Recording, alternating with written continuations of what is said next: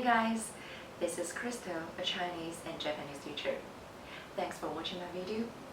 If you want to get to know me better, please check my profile below or previous videos. In this video, I'm just going to talk about my teaching style. このビデオは主に英語で話しますが、日本語でも授業が全然できますのでご心配なく。Firstly, I will explain Chinese phonetic alphabet and tone like this. We're going to learn final In Chinese phonetic alphabet, there are initials, finals, and tones included. They're like a family. Initial is the father. We put it at the first place. Final is the mother after the initial. And four tones are children, closer to the mother. So we put kids on the mother's head. And is one of the mothers. Its pronunciation is difficult to most Chinese learners. Let's say if I can help you to find a way to pronounce this final better. When we pronounce first, put your tongue downward. You need to find an appropriate spot for you. It can be just here behind the bottom teeth. Here, or deeper. Here, or at the bottom of the gums. Here, you can find your comfortable spot. Everybody is a little different. The reason to do that is to find a base spot to make it easier to tighten your tongue. After that, open your mouth naturally and don't move your lips. Not wa, no, it's say open your mouth naturally. Like this. Then tighten your tongue, narrow it, like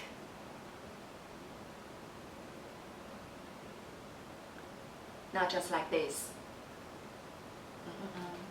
If I pronounce like this, relax your tongue, so you couldn't pronounce properly. And at the end of the tongue, drop the back of the tongue to the original position. Your jaw will come back naturally as well. See, this is the back of the teeth, and this is the tongue.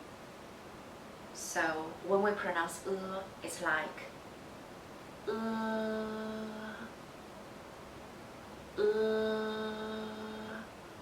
like this. We can use the final in word which means hungry, with the fourth tone, And the fourth tone has a very wide range. In this picture, the last one is fourth tone. As you can see, the pitch is from top to bottom. Sounds a bit abrupt and pouty.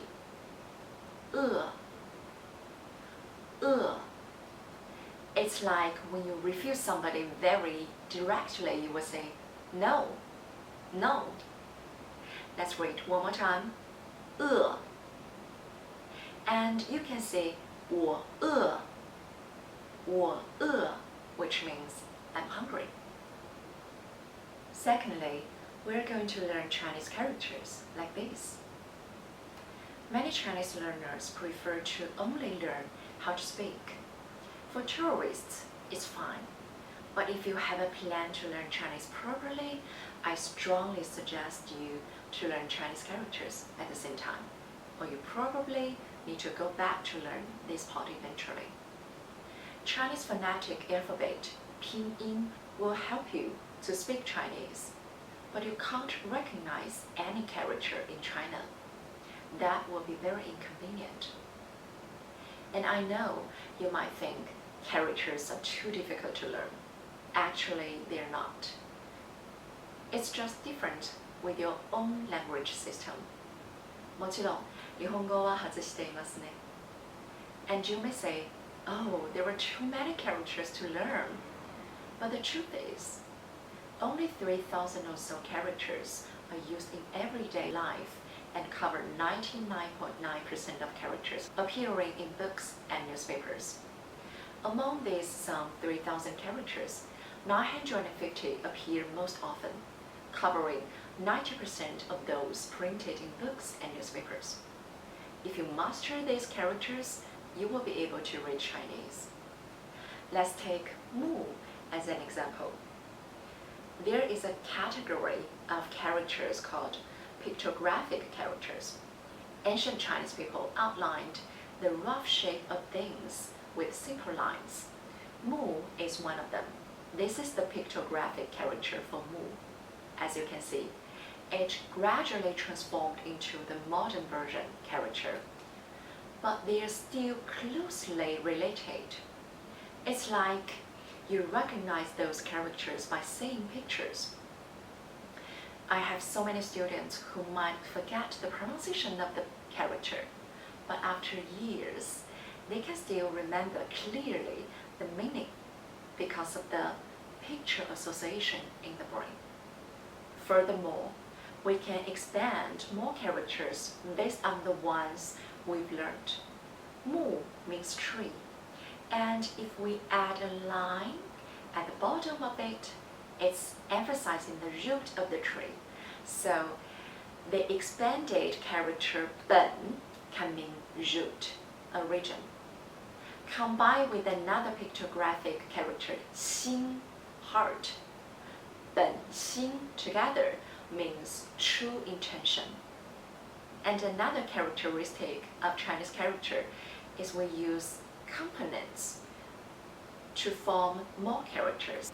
Like mu, when we use it as a radical in another character, the character's meaning is normally related to a tree as well. For example, lin, two trees, yes? It means woods. Sen, three trees, means food of trees, forest. And in modern Chinese, we prefer to use two characters word a lot. So normally, we use sen lin as forest.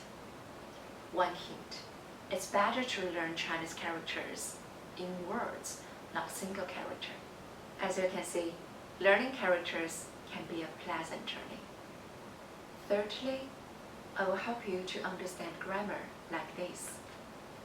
Chinese sentence order is very similar to English.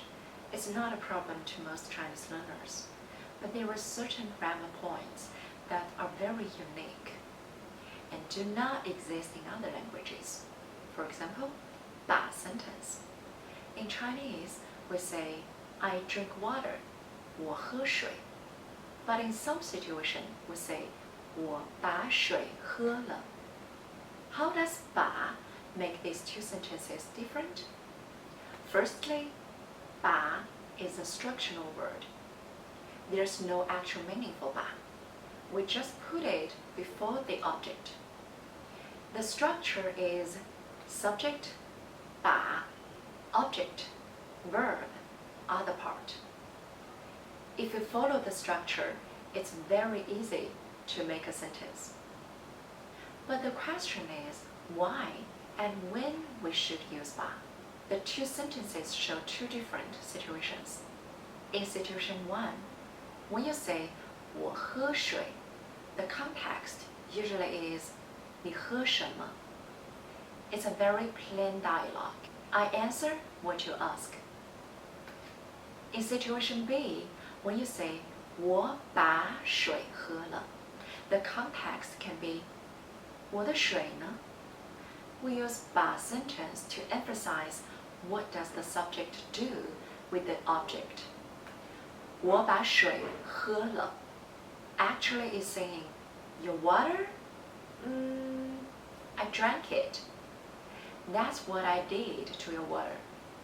So we use 把 sentence in requests a lot, like 把灯关了, 把作业做完, 把沙发搬到这儿. You will see a lot of examples using the grammar in practical situations during my class. It will help you to understand it and use it eventually. Fourthly, if you are an intermediate or advanced learner, we can proceed our Chinese class like this. 汉语中级的学习者，我认为差不多在 HSK 4级到5级的水平。这个程度的学生非常容易在汉语学习的路上走走停停，因为即使一直在坚持学习，好像也看不到很大的进步，所以非常容易放弃。我很多中级的学生，上半年回来见我几次，下半年再见几次，然后明年再见。其实我觉得自己的英语水平也处在这个阶段，不上不下的，很难突破。而我目前没有很强的动力突击提高英语水平，但为了不让英语退步得太厉害，我会每周保证2次语言交换，同时有空了看看英文书。我是个很喜欢聊天的人，所以会通过视频与日语和英语语言伙伴聊天。语言交换我大概进行了7、8年了，我不觉得自己在坚持，我就是喜欢这样的形式，这是我的生活习惯。而我的建议是，你要找到一个你喜欢的形式跟汉语连接，用不同的与汉语相关的信息刺激自己，不断尝试直到遇见适合你的形式。可以是看汉语的电视剧，听汉语的播客，或者像我一样语言交换，还有在生活中教说汉语的朋友看中文书等等，让汉语没有压力的成为你生活中的一部分。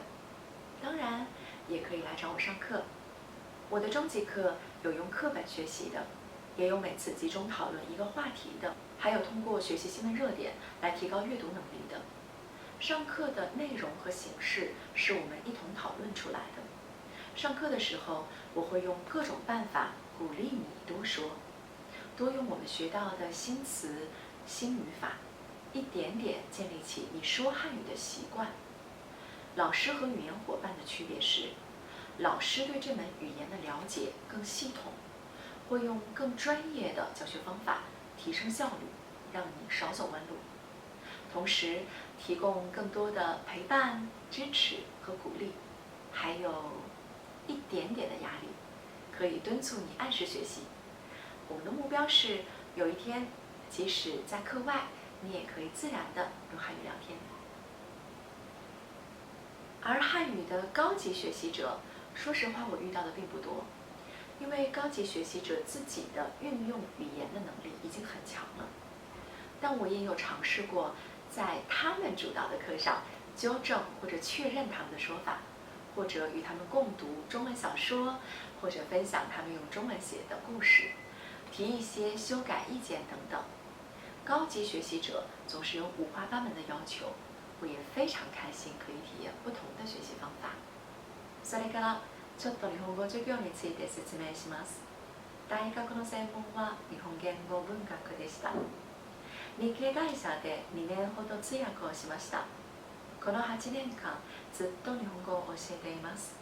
ただ今は N5 から N3、すなわち初級から中級までの基礎授業しか教えません。どんな言語を教えても教え方は通用していますので、日本語授業に興味がある方は私の中国語の教え方をぜひ参考にしてください。As a teacher, I always feel I'm not just teaching. I've learned a lot from my students as well. We are equals. We work on our class together, and I will always have your back. Looking forward to seeing you in my class.